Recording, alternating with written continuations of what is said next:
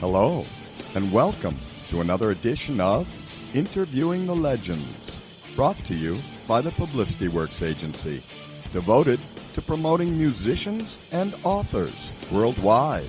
Call us today at 941-877-1552 to start your free publicity evaluation. Remember, we shine only when we make you shine. Please welcome the host of Interviewing the Legends, music journalist, author, and entrepreneur, Ray Shasho.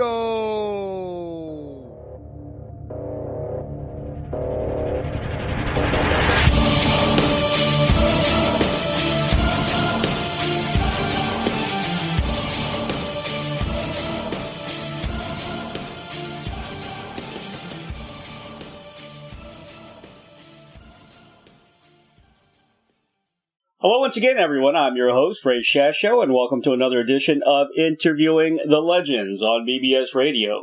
Brought to you by the Publicity Works Agency. Call us today at 941-877-1552 or email us at publicityworksagency.com. Remember, we shine only when we make you shine. Kenny Kramer is the model for Cosmo Kramer, the unpredictable and affable bachelor who has trouble staying on his feet. Prior to serving as Cosmo's model, Kenny had a long career as a stand-up comedian and was the manager of a British reggae band. During the disco years, Kenny created an electronic jewelry item that sold so well that Kramer was able to live comfortably long after disco died. For 6 years, Larry David lived across the hall from Kenny. One day, Jerry Seinfeld asked Larry for help creating a TV show. Jerry became famous, Larry became George, and Kramer became Kramer. For the past 17 years, Kenny has been the host of Kramer's reality tour and Kramer's reality roadshow. Here, Kenny relies on his stand-up experience to entertain people from all over the world with the behind-the-scenes Seinfeld story. In New York, the tour has a bus portion that goes to sites made famous on the show. Seinfeld even did an episode spoofing Kenny's tour when Cosmo Kramer started the Peterman's reality tour in the Muffin Tops episode. In 2001, Kenny was the Libertarian Party's candidate for mayor of New York City. The last time Kenny ran for mayor, he admits it was a publicity stunt, but this time he said he was in it to win. His campaign slogan reflected that Kramer for mayor. This time, I'm not kidding. Unfortunately, Kenny lost. He did, however, receive thousands of votes and was relieved in that he was once again able to escape having to hold an actual job. The Seinfeld show, which airs nightly in 90 countries, continues to be one of the world's most popular sitcoms. As there are no new episodes being produced, Kenny's tours and stage shows provide Sein fans with the only new Seinfeld experience available. Even though the show has ended, Kenny has made it clear that he has no such intention. Kenny Kramer will continue to entertain and live his life. It's worked so far.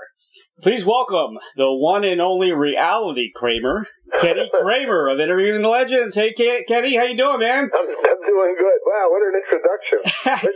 Wow, I didn't know I did all those things. I had to cut it down, too.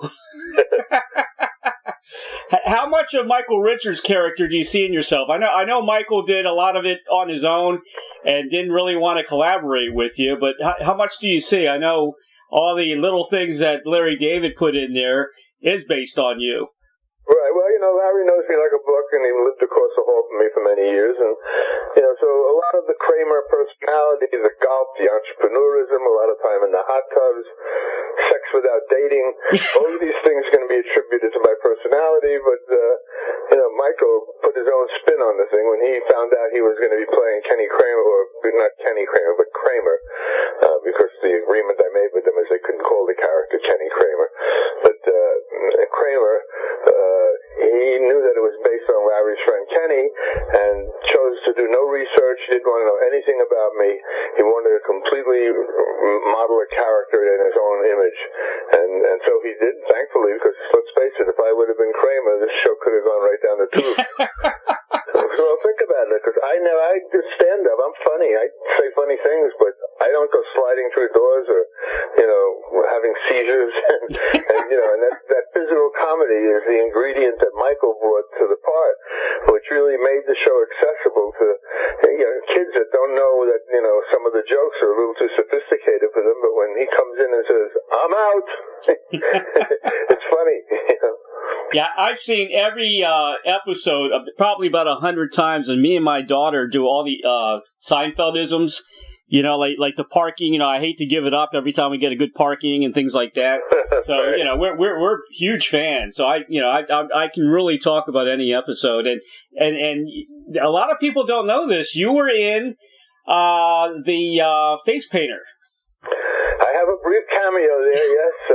When the first time that Elaine is dating Putty, and he paints his face to support the New Jersey Devils hockey team, there's a crowd shot, and I'm standing there with Michael jumping up and down. I'm wearing a Rangers shirt with short hair, clean shaven, and if anyone wants to see it, just set your video recorders and go back frame by frame. You can't miss me. Yeah, I saw it. It's and that's one of my favorite episodes, by the way. Yeah. It's a funny episode. It's a great episode. I've interviewed two guys that were actually rock stars that appeared in Seinfeld.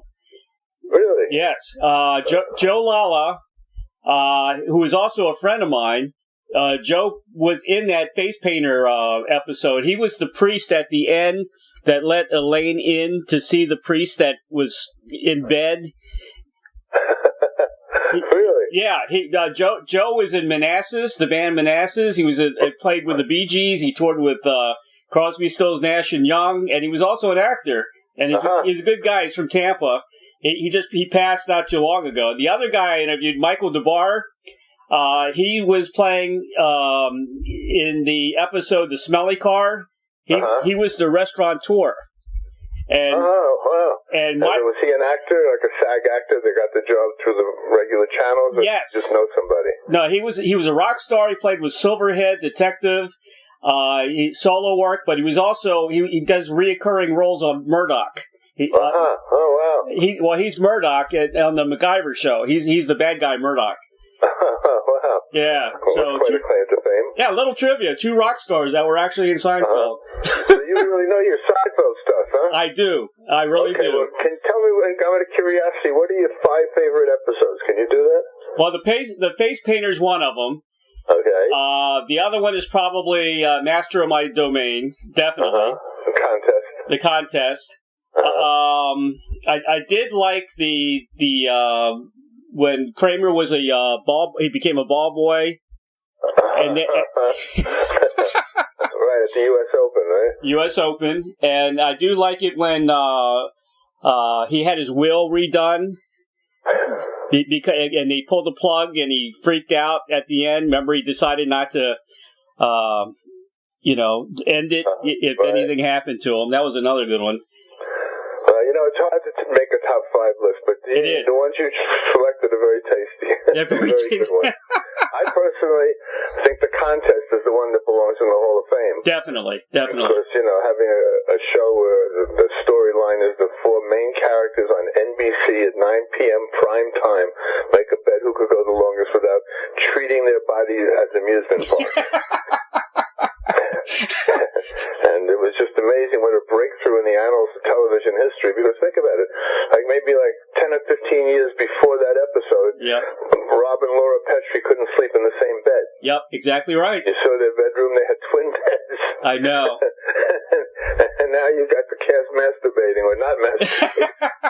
Television. Very cool. And Kramer was the first one out. That was so funny. When he begs Jerry not to close the tell her to stop, I can identify with that, because if I saw a naked lady too, I'd probably be the first one out. I'd excuse myself. I like the roommate switch. The roommate switch. Oh, the roommate switch. Where this girl Jerry's dating is okay, but her roommate laughs at everything he says, is much prettier, and so they want to do the roommate switch. It's impossible. It's never been done. He and George work tirelessly on it. They come up with the plan. We're going to ask her to do a menage a trois. Right. And she'll be so repulsed and turned off that she'll break up with Jerry, and the other one might be intrigued. But Jerry comes in, and he said, I spoke to her about it, and she said, yeah, it's on. I'm into What? it. I'm not going to do an orgy. I'm not an orgy guy. I'd have to get thick carpets. I'd have to wear orgy clothes. I thought that was really poignant.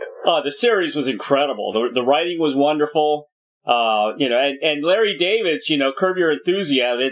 I watch that religiously as well. Well, I think it's on Sunday night is the first episode of the 10th season. The 10th season. He needs to put you in that show somehow. It just hasn't worked out.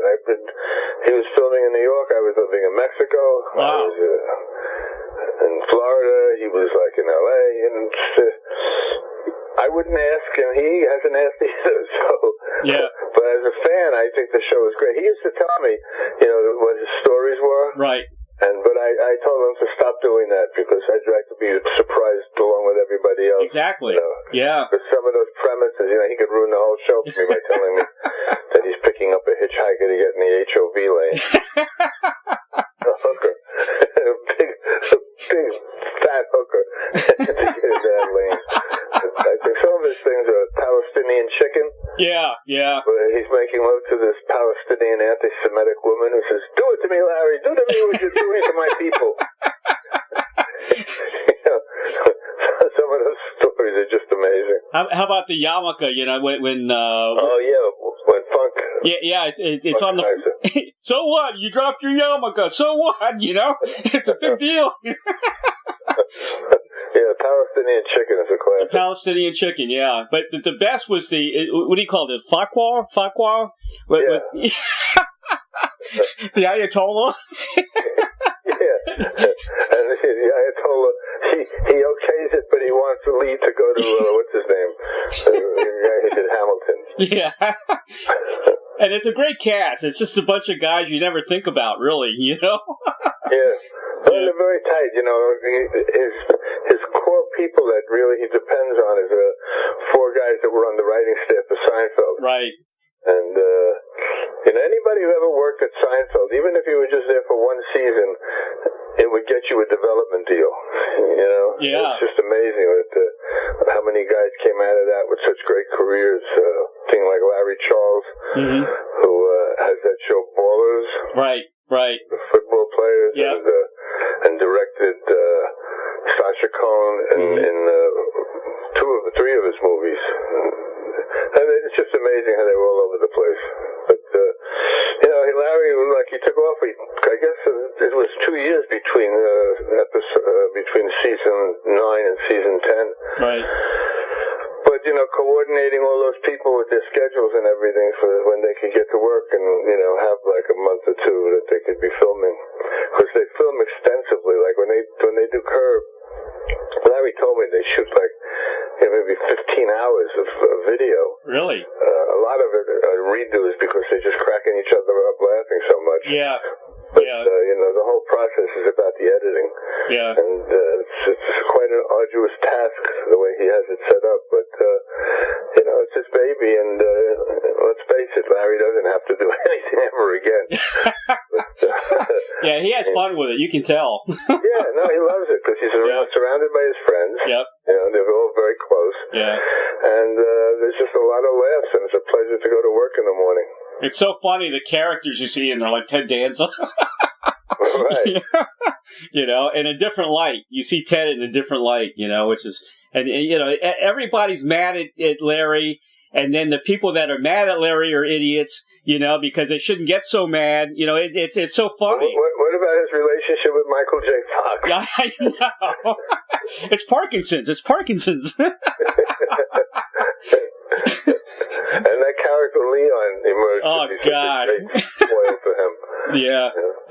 That's really a stretch there, but it worked. Yeah. Leon, that's great. You did a lot of stand up, and you also performed opening up rock concerts, didn't you? Yep, I did. That was me. What are some of the out there with a microphone and a pin spot, making people laugh for like 30, 40 minutes while they change the set over for the next act. What are some of the shows you did? Known as the middle. What are some of the concerts you did? Oh, I toured for a while with 3 Dog Night, oh, cool. Jay Giles Band, Right. Ike and Tina Turner. Wow. Jose Feliciano, Yes, Rare Earth, Black Oyster Cult, the whole myriad of them. It was a fun time, you know.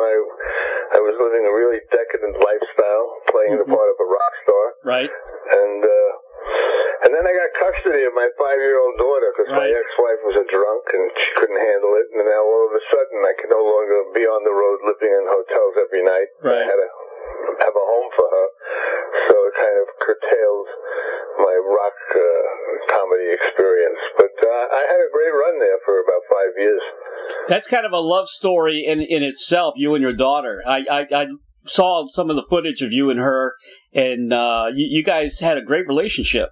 Oh, yeah, I'm so lucky, you know, because having kids is a real crapshoot, you know. Right. I know people that are the nicest, most loving people in the world that have total asshole kids. Right. You know, it's just a crapshoot. But fortunately, my daughter was like, if I would have called Central Casting, okay, I need single dad has a daughter.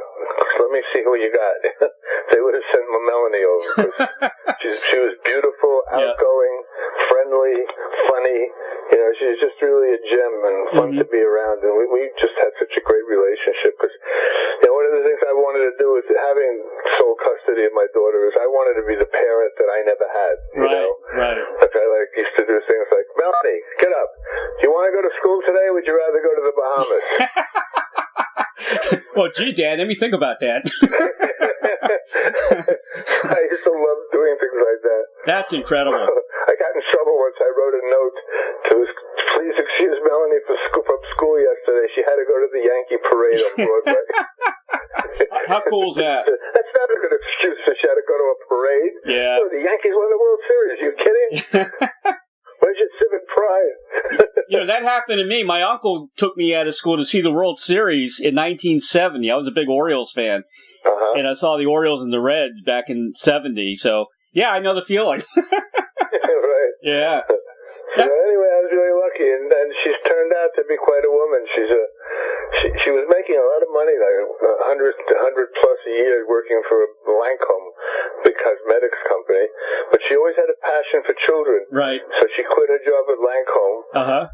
And she became my assistant. Oh, cool. Went back to school and got a master's degree in child education. Right. And she took a job at the Board of Ed making like a third of the salary she had. Right. In cosmetics. But she has a passion for it. And now she's a first grade teacher in Boca Raton. Awesome. And I have 2 lovely grandchildren. They're 13 years old. They're twins. 2 girls. And she really turned out fabulous. You know, she's a really gifted teacher. She's very informed and intelligent, and I couldn't be proud of her. You know.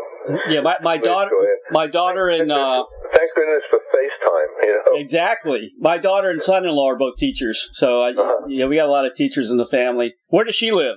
Does she live in Florida? Yeah. Oh, okay, cool. So it ain't a bad place for me to go visit. Not at all. Not at all. The weather's beautiful right now. I know. It's in the 80s every day. Exactly. I lived in South Florida. I lived when I was in my heavy rock days. I was living in Coconut Grove, Florida. Before it became this, mega supermarket. It was really a little artsy-fartsy community with fine dining and galleries and that kind of a thing. And so I really liked South Florida. People say, how could you stand it? I like humidity, man. Yeah. And it puts a nice curl in my hair. Sure. Exactly. Yeah. You know, I always thought you were kind of a rock guy, you know? And you look like a rock star. Well, I did. I had a big afro and a skinny guy with a big afro and a good sense of humor. So it worked, you know. What happened was, and I started out doing stand-up. I got a job. A friend of mine had a job as a driver, for a comedian named Jay Jason, who was a very popular Catskill Mountain comic who worked, 2 shows a night, 6 nights a week. And my friend got a DWI and couldn't be his driver anymore and asked if I wanted the job. Excuse me. So I took over and I became Jay Jason's valet driver, or whatever. My mother lived like about 2 miles from where he lived, so he would come to my house, pick me up, and I'd drive the car and take him up to, a couple of hotels that he had gigs at. And while I'm doing this, I'm writing jokes, and I'm giving him these jokes, and I'm watching these jokes, like, get laughs, you know? I go, wait a minute, I'm turning out some good material here. I could be doing jokes myself, right, you know? Right. And so, I had always wanted to be a comedian, but now I had a great opportunity because Jay was very nurturing, and he mentored me to what to do. And so I got an act. My first act was very pedestrian, you know. I went to work, like, I went down to Miami where there was like a lot of gigs, club dates. Right. And when I got there, I was like the second young comic in Miami. Like, you know, Miami at the time was like, you know, it was like a waiting room for heaven. All these elderly people. And so I did an act that was fashioned to entertain, like, you know, regular normal audiences of people like in their 50s and 60s. And I was like 28 years old at the time. And so, you know, and also sometimes these acts could be brutal. You know, I mean, you know, you could be on stage and a couple old ladies in the front would be looking, shaking their head. He's too young. He's too young. So, anyway, and sometimes, you know, those old people could really be rude. I mean, when they didn't like you, they would just get up and walk. Is that right? In your show, they would just get up and walk. And I think at one time I emptied a room in 10 minutes. I could have done it in 6, but they were really elderly, you know, until they got up and adjusted their walkers. It took them time to get out. So anyway, I realized right then that if I continue on this path, entertaining these audiences, by the time my career is peaking, like in my 40s, I'm 27, you know, 40s and 50s, this audience is dead. They're going to be gone. So I decided I better start doing material to entertain my peers, and I turned my act into like dope, sex, and rock and roll. Right. You know? Yeah. I had a big hunk about Quaaludes and pot smoking and how to roll a joint, and I had all this stuff, and then kidding around about different bands I worked with and what their problems were. Yeah, that's great. And it worked, you know, and so I was able, and then I got lucked out and found an agent that loved me and that was responsible for Rod Stewart and Faces at the time. And, you know, he had the kind of power that, like, he also had Blue Oyster Cult and a couple of other agencies, a couple of other major stars that he controlled. And promoters, like, came to him and begging that they wanted, like, they knew that, like, a particular act was going on a tour and it was routing through their territory, and they wanted to have it. And so they would beg Wally, you know, oh, get me a date with Blue Oyster Cult, man. I'll take, and any date that Wally sold them was a guaranteed sellout. They were going to make money. Sure. So, like, usually, you know, as a comic, you go out on a gig and then you hope that the agent will get a good report from the buyer, you know, that, he did really well. But it was a situation where these promoters would be kissing my ass. Can't tell, Wally, we took care of you, right? Okay? Yeah, right. I wasn't worried. They were more worried about what I would say about them than what they would say about me. So, and it was great for a while, you know. It was a very decadent lifestyle, needless to say. It was the height of the rock and roll craziness, you know, the 60s, the early 70s. And it was going great, but then when Melanie came into my life on a full-time basis, you know, like I couldn't take her on the road and do that, so I ended up moving to New York, and here I've been ever since.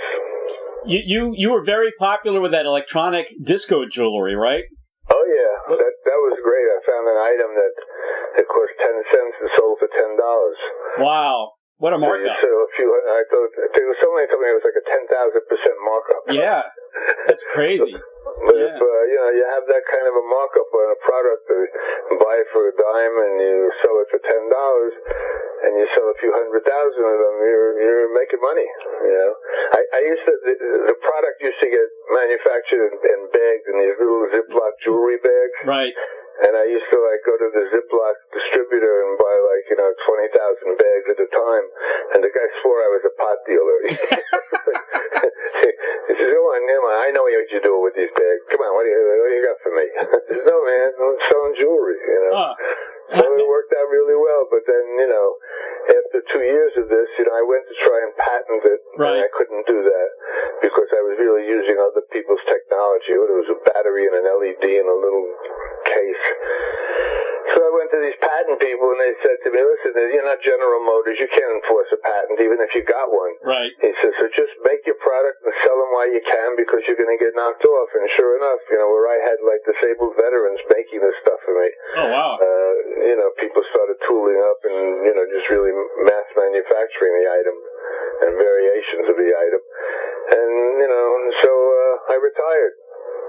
And I was happily retired till my buddy across the hall, Larry, wrote this television show with Jerry. And the next thing I know, there's a character based on me that's an international icon. That's amazing. That's amazing. I think if I don't cash in on this, I'm a complete idiot. Exactly. Yeah. Did they have to? I guess they had to pay you for using your name or anything, or yeah. But at the time, it was like nobody knew this would even get past the pilot. Right. I had no leverage to insist on any big money or anything. But it worked out okay. And I got to say, I really owe a great deal of gratitude to Jerry Seinfeld. Really? I mean, okay, Larry created the product and was definitely the brains behind the operation, but it was Jerry. When they were putting this together, Larry wanted to call the character Kessler. Right. And Jerry insisted, no, it can't be Kessler, it has to be Kramer. Kramer's a funny name, it's a beautiful name, it's magical. So Larry acquiesced and let Jerry have his way, and so the character was named Kramer, not Kessler. And as far as I'm concerned, what a break that was for me, because can you visualize this? Please now welcome Kenny Kramer, the real Kessler. Kessler. Wouldn't have worked quite as well. That wouldn't have worked out too well, no. I used to watch Michael Richards before Seinfeld. Fridays. You remember the series? No, I remember it, of course. Larry gave up his apartment in the building to get on this. That's how he happened to move back to New York across the hall from me. You remember him doing the army men and cutting off their heads and setting them up on fires? Right, with a big mound of dirt he had brought in. That was so funny. And your listeners, if they hear us talking about this, if you just go to YouTube and put in Fridays, it's great. Funny stuff up there. That was a great show. And, on weekends, what we did, of course, you would get high and watch that, then you watch Saturday Night Live. That was our routine, every weekend, Right. Well, it was a lot edgier than Saturday Night Live, yes. That's for sure. Yep. They had and also they had a lot of bands that they broke them in. They did. Like the Clash, their first television was on Fridays, and who were the guys that wore flower pots on their head? Devo? Oh, Devo, yeah, Devo. Yeah. Right. Yeah, they were, like, a lot of bands, like Fridays was their first American exposure. They were really picking out some unique acts. So talk to me about the Kramer's reality tour. Kramer's reality tour, my fun-filled romp of what's fabulously famous, what's real, what's stories. It's, there are several elements to it. First of all, it starts off in a theater, a 60-seat theater, where I generally have every seat filled. And I do an hour of stand-up telling stories behind the stories about how there was a real this or a real that and what this was based on. And then we sell merch. I have most popular items are Ass Man license plates and Vandalay Industry bumper stickers. That's awesome. Master on My Domain T-shirts and so on. Gosh. And then we board a bus and we go for soup, and you know where we're going. Right to the guy. Soup Nazi. Well, he's not there anymore. It's he's Al Yagan of the original Soup Chef turned it into a franchise. And you might see it's called Original Soup Man Soup. Really? And they have kiosks at airports all over the place. And but the store on 55th Street is the original place that inspired the episode. That came about because Spike Fierstein, who wrote that episode, The Soup Nazi, used to work for Letterman. And Letterman taped around the corner from the soup shop, and the soup is unbelievably delicious. It is. And the Letterman writers used to go there, for lunch and get takeaway soup. And, because he ran the place like such a tyrant, like if you asked him 2 questions or 3 questions, he would just wave you over and say, next, and wouldn't sell you soup. So that's how they nicknamed him the Soup Nazi. And, when Seinfeld was in production, Larry would have these story conferences where writers would pitch ideas for stories, and Spike pitched the idea about this 55th Street. And Larry said, let's do it. And so naturally they do it, and they air it. And when they air it, it has that disclaimer that all characters and events are fictitious, and any resemblance characters living or dead is purely coincidental. Well, anyone ever had soup there and saw that episode of Seinfeld said, no way this could be a coincidence. You know? You couldn't have two eccentric soup chefs like this on the planet. Word got out there really is a soup Nazi. And the lines would be like over 100 people in line for 40 minutes waiting for him to scowl at you while you fork over your... That's $15 for the lobster bisque. But the soup that he sells there now is exactly the same soup. He has a lot of integrity in the product. And so just about everybody on my bus orders a soup, you know, and then I do a photo op with people with the soup kitchen so that I pose with them with the soup sign in the background. And then a bunch of more funny stories, and we end up at Tom's Restaurant, which on the show, of course, is Monks. And we do a quick photo op in front of the restaurant. And then 3 hours later, we drop them all back at the theater, and they all had a great time. And if any of your listeners are interested, actually, this Saturday is my last tour until the spring. I'm taking off the winter because I have a reputation. You know, if I did it all winter, it'd be like I have a job. Yeah, you've done pretty good for not having a job, huh? Yeah, I tell you, I love it. You know, my philosophy: hard work probably won't kill you, but why take a chance? Why take a chance? I could see you would be good friends with Frank Zappa for some reason. Yeah, I love Frank Zappa. Yeah, what a guy. What a great mentality. Actually, I was just watching his testimony before the House committee, and he was really quite articulate and well informed. He was really a trailblazer on the censorship but stuff. So the tour is a lot of fun. This Saturday's the last one. I'll come back. I think the date I selected is March 11th, which is the weekend before spring break. Right. And you know, and the amazing thing about the tour is it's about the show in general is that the show's audience is so cross-cultural and cross-generational. Yep. Like so many times, like, you know, there's a whole world of kids, like 8, 10, 12 years old, discovering Seinfeld for the first time. Yeah. And it's playing, like, in many cities, it plays 4 times a night, you know, 2 on Super Cable and 2 on the local Fox station. And so I find now that I have come in... Well, when I do the stage shows, it's the same thing. People will come, they'll bring their parents and their kids. 3 generations. That's great. Grandma, Grandpa can enjoy the show along with their grandchildren. And it's just great to see, you know. I love that because, you know, I interview a lot of rock stars. I mean, over 1,000, you know. And sometimes I mention to people, you know, the young, they don't know who they are, which is, you know, it's heartbreaking for me when they say that.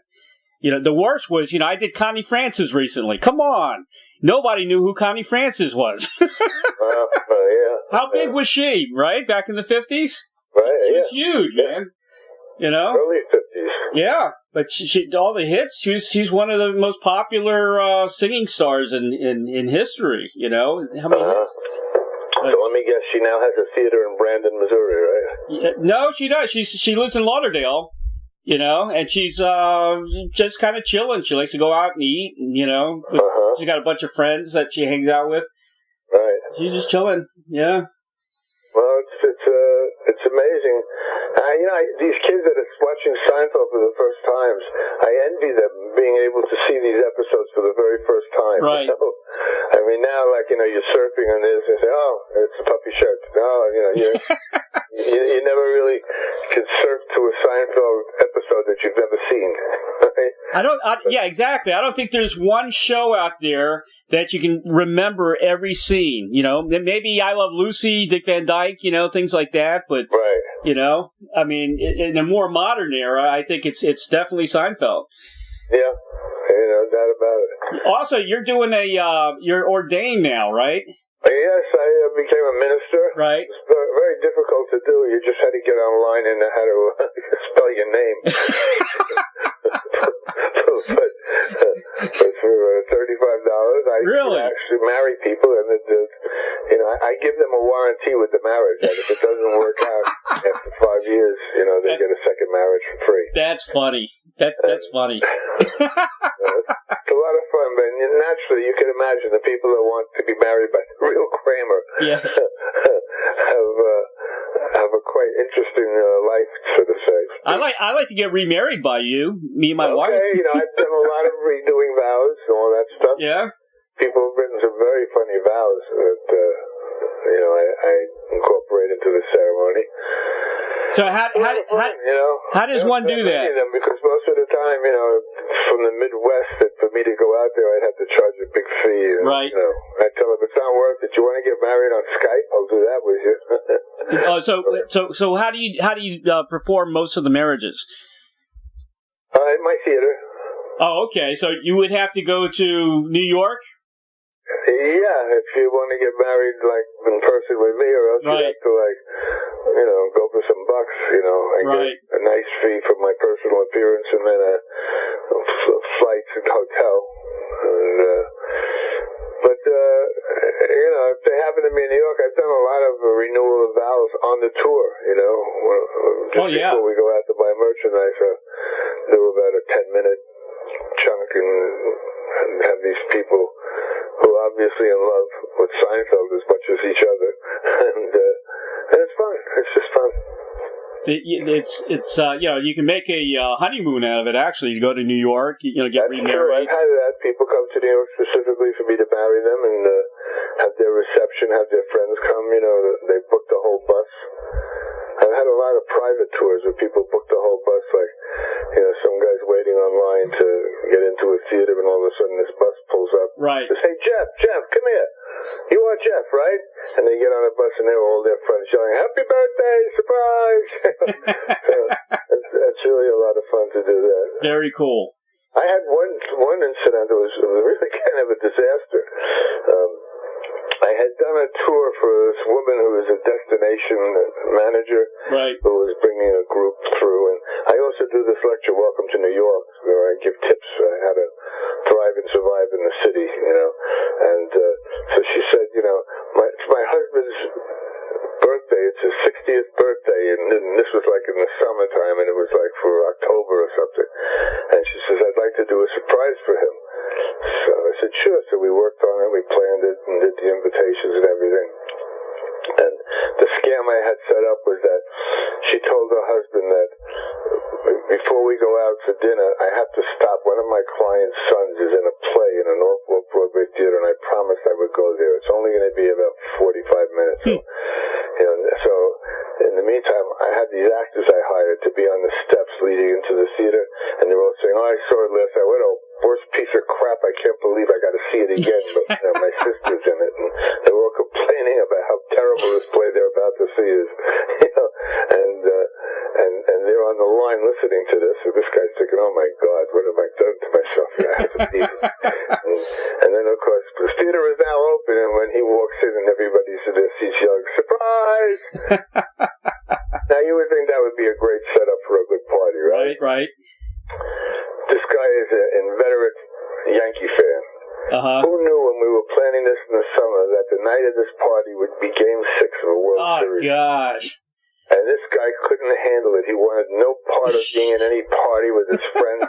He had a little Sony television set with him. Right. And he just was going to be a prick the whole night. Mumbling and hating and watching the game. That's a shame. So it was really kind of turned out to be quite a bust. But it was a great idea. I loved the idea of having these kids on the staircase talking about how terrible this play you have to see is. That just kind of backfired. But anyway, it's a lot of fun, even when you get like a wet turkey like that. Right. It's still fun.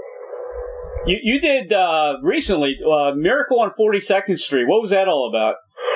The building I live in is very special. It's called Manhattan Plaza. It's federally subsidized housing for performing artists. 70% of the residents in the building are singers, dancers, musicians, entertainers, not agents or playwrights, but actual performers. Right. It was kind of a fluke because the neighborhood called Hell's Kitchen was really like a red light district. Right. And the plan was to create this luxury housing as an anchor to revitalize the whole theater district.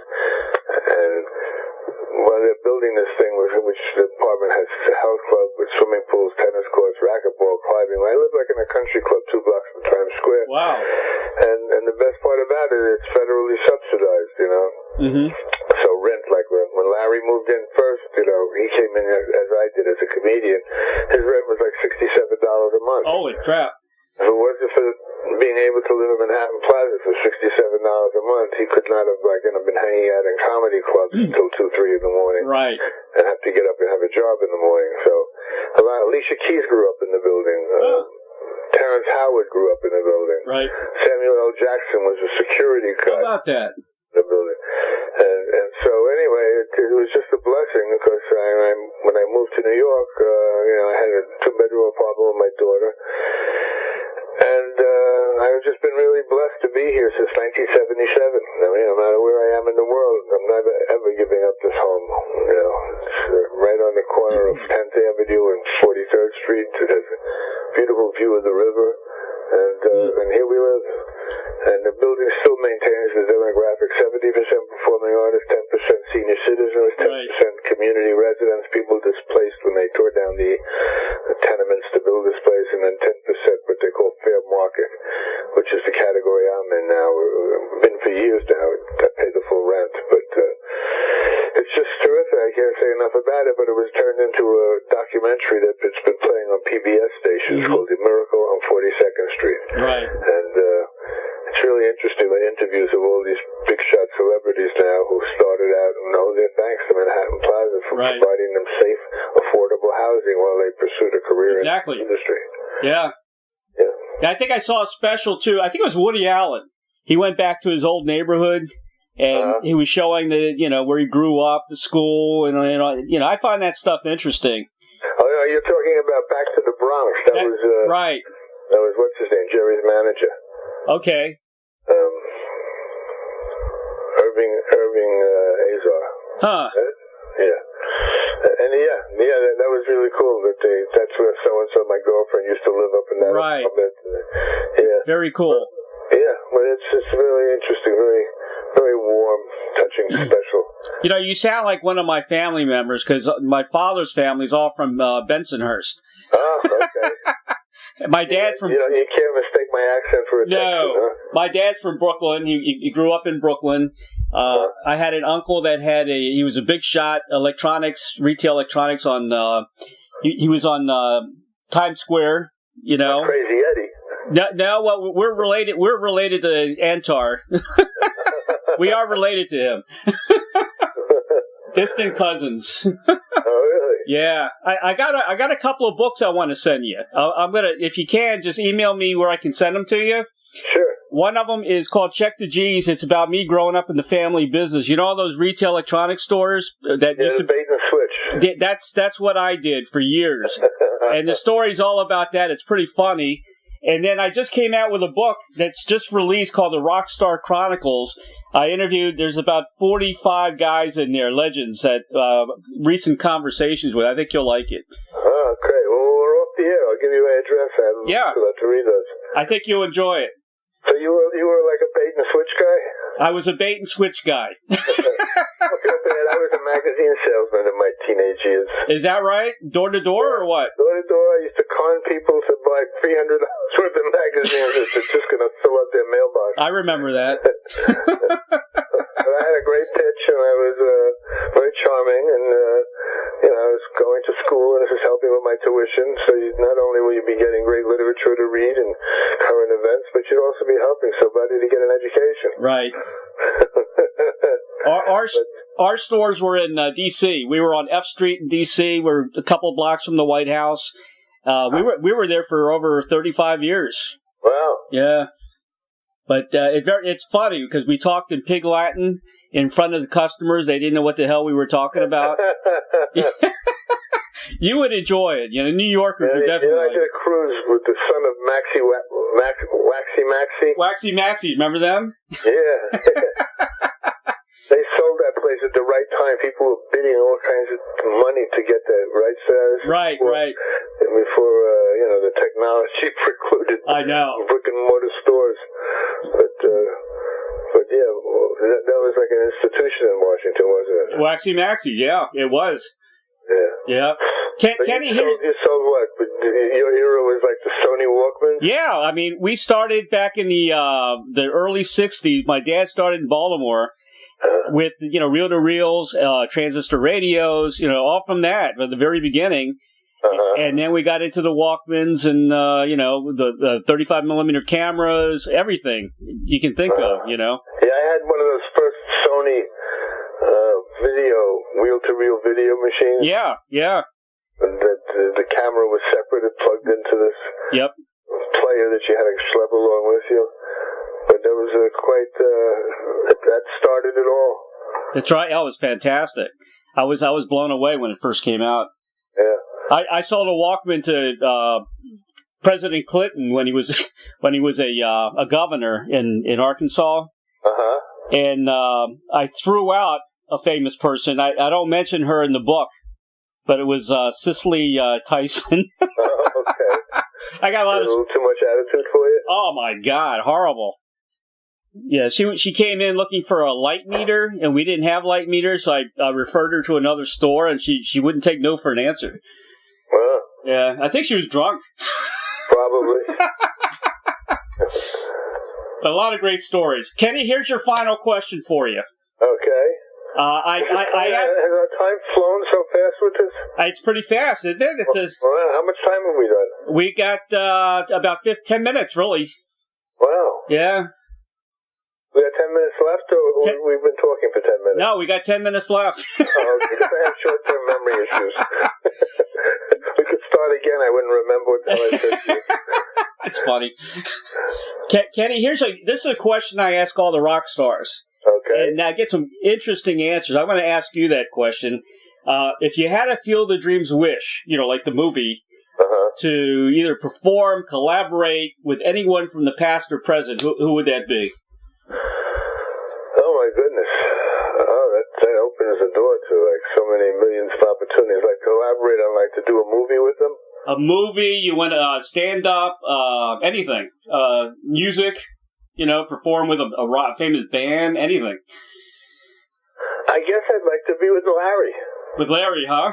Yeah, I mean, he's got the crew, he's got everything going for him. Right. If I just come up with a premise, I know he could turn it into something quite magnificent. That would be cool. Yeah. Yeah, I think you and Larry would work out perfect, Well, we have such a great relationship. For 6 years when we lived across the hall from each other, it was like we were roommates, and we always got along. We never had one moment when there was any tension. Right.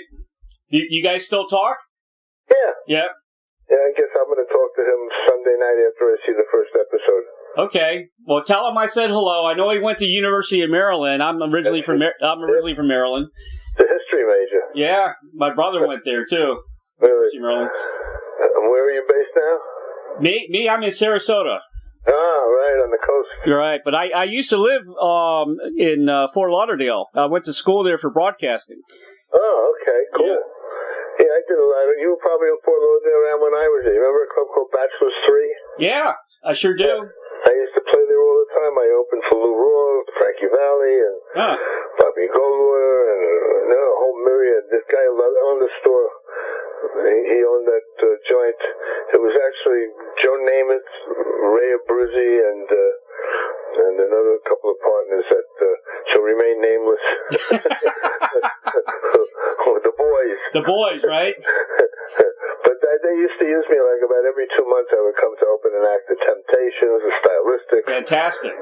Fort Lauderdale was great to me. Yeah. You remember the Newport, Miami? Yeah, of course. Which is still there. I'll tell you an inside story. My girlfriend, when I lived down there, was the head of publicity for TK Productions. Right. Which was a black label. And there were these two stock boys, Rick Casey and Rick Finch and Harry Casey. And they were stock boys. And it was a black label, and they would like package and ship stuff at night. And Stone, the owner of the place, let them use the studio at night. Mm-hmm. And they came up with this, let's get down tonight. And, anyway, P.S., they became Casey and the Sunshine Band. Right. And they were huge. And Janet, my girlfriend, was like the head of publicity when this act broke. And nobody knew that they were white guys. They thought it was a black act because it came from a black label. So it was something they were keeping quiet because it crossed over at the popular charts. Besides, it broke first on the black radio, but then, so it was like this huge hit. And there was no Sunshine Band. So they went to the Newport Hotel Miami Beach, and they hired the house band to be the Sunshine Band. And then they took off, and Janet coined the phrase the Miami Sound. The Miami Sound, yeah. Yeah, and that was quite an era. Right. But, all those clubs I used to work down there. When I started, I was going to tell you the story, but about how, the demographic really switched on me. And once I started becoming a rock comedian, right. It opened a lot of doors. It was a lot of fun. Yeah, a lot of comedians started out that way as rock comedians, Yeah. Well, when I started doing stand-up in 1971, yeah. I mean, maybe there was like 100 comics, like younger guys doing stuff, There were only 4 comedy clubs in the entire United States in 1973. There were 3 in New York, Comic Strip, the Catch a Rising Star, and the Improv, and there was one in L.A., the Comedy Store. Right. 10 years later, there are now 350 comedy clubs in America. Mm-hmm. So it was an explosion, and so many guys said, "Oh shit, I could be funny for a half an hour," Next thing you know, there was this glut of comedians. Yeah. But the comedy clubs were opening so fast that it was absorbing them, but it reached the point, where it was just too many, too many guys, and not enough places. I remember, Robert Klein was on the rock circuit. Freddie Prinze, I think, did some of that as well. A lot of those guys did the rock circuit. Yeah. Colleges also was very big. Right. Well, if you ever get the urge to do some stand-up, I got a perfect club for you here in Sarasota. It's called McCurdy's. Comedy club? Yeah, and a lot of the big acts come here just to, before they go on tour. Uh-huh. And they play for cheap here because, I've seen, Jackie Mason and Arsenio was just here. It's a great club. Uh-huh. Yeah. Cool. I don't generally like to play comedy clubs. Yep. You get these calls, scam likely. Right. Yeah. Let's see. Hey, scammer, what do you want? Hi, this is a call from Amazon to inform you that your Amazon Prime account will be auto-renew for $39.9. Oh, that's okay, great. Electronic voice. You're auto-renewing for $39. It was $100. What a day. I just saved $70. It's amazing what they get away with nowadays, isn't it? Yeah, these robocalls, I'm getting a lot of them in Chinese. You're kidding me. Really? Yeah, no, it's been going on now for a couple of months, like 2 or 3 a day. I haven't heard that one yet. Because I take the calls that say scam like because 1 out of 10 of them is actually somebody trying to reach me because I have all my phones, call forwarded to me. Right. So I can't afford, I could afford, but I to answer them, I give them 10 seconds of my time. Right. Find out if they're legit. But the ones that are in Chinese, I mean, God, imagine how many numbers they have to call to connect with somebody. Unbelievable. The Chinese do a lot of hacking too. I got a note from what is that? The national security. I forgot what you call it. But anyway, they told me I was hacked by the Chinese at one time. Yeah. So. Yeah, you get these that I've been watching your account and I have control of it now. Right. Blah blah blah. There are people that have ransomware.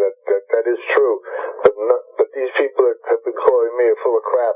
Yeah. They don't have any control of anything. They even call police stations. That's how smart they are. Another one of these ones that are police organizations that are looking for contributions. Exactly. That's another one. Yeah. That's a total scam. Kenny, what's your what's next for you? What's your future endeavors look like? What are you going to do next? I'm taking off this Saturday of my last tour till April. Right. And I'm going to go maybe spend a month in Boca. Oh, good. I might go to have a lot of friends who now live in Cabo. My partner and I lived in Mexico for about 10 years. Uh-huh.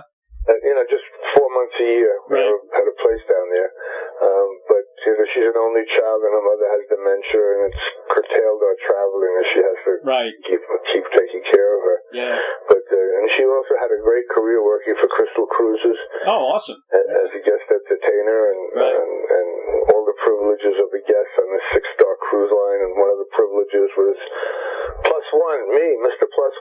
Yeah. And so we traveled for 10 years. We had such an ideal life. We'd do 4 months on the ship. Right. 4 months in Cabo and 4 months in New York. always in nice weather. Awesome. And so that sort of drifted away from us for the time being. Right. So, I don't know. I think I'm going to go down to Cabo and visit some friends for 2 or 3 weeks and just take it easy, If any of your listeners want to book the tour, come on. It starts again in April. Okay. I mean, the easiest thing to do at this point is to just go to TripAdvisors. Okay. And put in the Kenny Kramer or Kramer Tour or Kramer Reality. Definitely. And it comes right up. And TripAdvisors have been great because you can make your reservation and you can cancel it up to 24 hours. And they're very efficient. They're really good. And, people, they get a confirmation immediately. And so that would be the easiest thing to do. Or you can go to KennyKramer.com. Right. Or if you're interested in my stage show, you just go to KramerOnSeinfeld.com. Okay. And there's a lot of video clips and jokes from the show and so on and so forth. But it's really a lot of fun. I honestly with this, I enjoy doing it because, as I say, it's not like I have a job. I get to hang out with Seinfeld fans, which is the greatest demographic in the history of television. It is. Yeah. Highest educated, most disposable income, most basically smart, rich people with a sense of humor. That's my kind of people. Yeah. I like smart, rich people with a sense of humor. If Larry and Jerry had created a show like Home Improvement, I'd be doing my shows in trailer parks, and it just wouldn't have the same panache. Me and Jerry have something common. He's actually a Syrian Jew, and so am I. Really? Yeah. SYs is what we call them. That's what the book is all about. The SY stores, they were all over New York, and we all operated the same. The stores always looked the same. We weren't related, but everything looked the same. We had the same procedures. Everybody talked Pig Latin, Pretty funny. Yeah. Part of my lecture, Welcome to New York, is warning people about, be careful, they may give you a great price, but you're buying POW. Yeah. Yeah. That's right. Remember they used to start out with the body of a 35mm camera, and then after you get out of it, it was like $1,000, Right. It'd be a below wholesale price just for the body of the camera. Right. I know, that's something. I know all the tricks. Well, it's still happening here. Yeah. I guess B&H is the only place Right. that you should really go for that stuff. Yeah, things have changed. No more Whiz. Yeah. Well, Best Buy seems to have taken a bunch of that market. They're still out there. Right. Yeah, they're still out there. It's a good business. Best Buy I found to be pretty reliable. But, of course, to me, Amazon is really the way to go. Yeah. Where I'll pay 10-15% more for the same product from Amazon, but I know if something's wrong, they're going to fix it in a heartbeat. Exactly. Their customer service has created a culture that, you don't have to argue it. If you sent me this thing, okay, no problem. We'll refund you. We'll give you back. We'll get you another one. We'll have it for you tomorrow. Yeah. They're really great. They're the only ones left. I mean, Circuit City, all those guys are gone, Yeah. Comp USA. Yeah. Okay, it's an evolving world. The thing is, we have to evolve with it. That's the most important thing. Exactly. Otherwise, it passes you by, and there you are alone on a park bench. You're right. Kenny, I want to thank you for being on the show. I'm going to promote the hell out of you here. Okay. I've got like 6 websites, YouTube, iTunes. I mean, it's going to be everywhere, man. You deserve it. You're a good guy. Oh, thank you. You sound pretty cool yourself. Say hello. Go off here. I'm going to give you an address. I'd like to read please. I want to send you the books. Recheck the G's. Maybe Larry will give it an idea for a show. It'll be a funny show. And you could be one of the guys in the show. There we go. You could play my father. How's that? Okay, sounds good. How old are you? Me, I'll be 61 this month. It's a little bit of a stretch, but I could be your father. Actually, my father, I take care of him. He's 90. He's going to be 95. Oh, God bless him. He's a Marine Corps vet. He was in Okinawa, Saipan. You don't see too many of those guys anymore. Must have some stories to tell. Oh, great stories. But he was born in Brooklyn, in Bensonhurst. What kind of shape is he in? He's in good shape. He's got a walker, but that's about it. But he's ambulatory and he's alert. He's got his mind. Yeah, he's got his mind. Yep. That's great. See, Marcy, her mother, she's Brazilian. Right. She's got this Brazilian Indian blood that might make her last till 110. Yeah, exactly. But you talk to her, she's totally cognizant. You think, well, she's a really nice lady, but then she starts telling you about the time she had lunch with the Queen of England. You start suspecting, maybe there's something here. Maybe she really did. Maybe she did, yeah. So the story goes that the Queen's car broke down. And while she was waiting for somebody to help her, there was a restaurant nearby. Yeah. And she happened to be strolling, and the Queen invited her to join her. Uh-huh. It's the same story she tells all the time. Is that right? I just guess at this point she really believes it. But you know what? Everything you hear you can associate with a Seinfeld episode. You remember the one with the Gorder? The late with Gandhi. I saw that the other night. She knew Gandhi. You find out later on. Yeah, right. It's so funny. You can identify everything in life with a Seinfeld episode.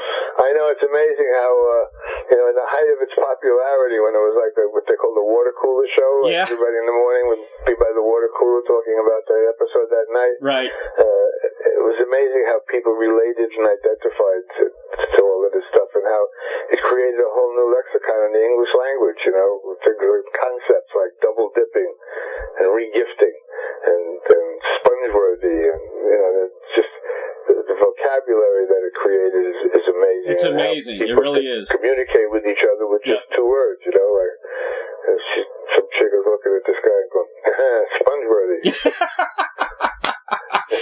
That's funny. Yeah. It's amazing. Yeah, it's great. All right, so this thing is going to go on the air when?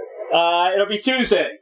Okay, look forward to it. And I want to thank you for inspiring Larry David and bringing this, because if it wasn't for you, we probably wouldn't have Seinfeld. Well, you might have Seinfeld, but you wouldn't have Kramer. You wouldn't have Kramer, and that it wouldn't work that way. You need to have that Kramer character. That's exactly. Kenny, thank you so much, man, for being on the show, and send me your address so I can send you some books. Oh, it was my pleasure. Where do I send it to? The same email that I've been contacting you. Or do you want? I probably could find it. I'll look for it. You want me to give you my email address? It's a short one. Author AUTHOR. Hold it. Okay. AUTHOR. AUTHOR. Shasho, that's my last name, SHASHO, @gmail.com. SHASHO. @gmail.com. Okay. I appreciate it. Okay, thanks, man. All right, Kenny. Talk to you soon. You too. Take care. Bye. Bye. For more information about Kenny Kramer, visit www.kennykramer.com or www.kennykramer.com/reality tour. Text text.html.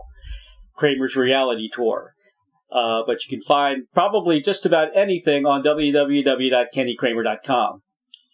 Very special thanks to the dynamic duo of Doug and Don Newsom of BBS Radio for making the magic happen for each and every broadcast of Interviewing the Legends. If you have comments or suggestions for the show, please contact me at interviewingthelegends@gmail.com, and please subscribe to my YouTube channel, Interviewing the Legends with Ray Shasho, for the very latest interviews. It's real news, people. And finally, my new book is finally out, entitled The Rock Star Chronicles: Truths, Confessions, and Wisdom from the Music Legends That Set Us Free, Series 1, featuring over 45 intimate conversations with some of the greatest rock legends on the planet. And real quick, I just want to let you know who's in the book.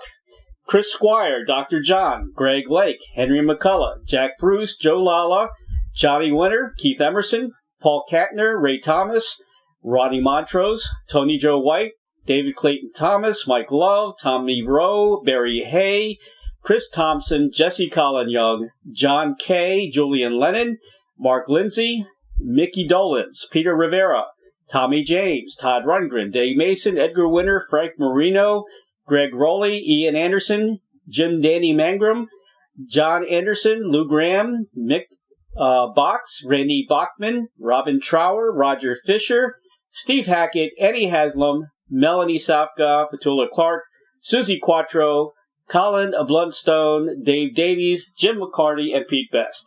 Order yours today on hardcover or ebook at Amazon.com. Also, my other book, purchase a copy of the other one entitled Check the G's. It's the true story of a neglected American family and their wacky family business. Also available at Amazon.com. I promise you'll live it. Have a great week, everybody.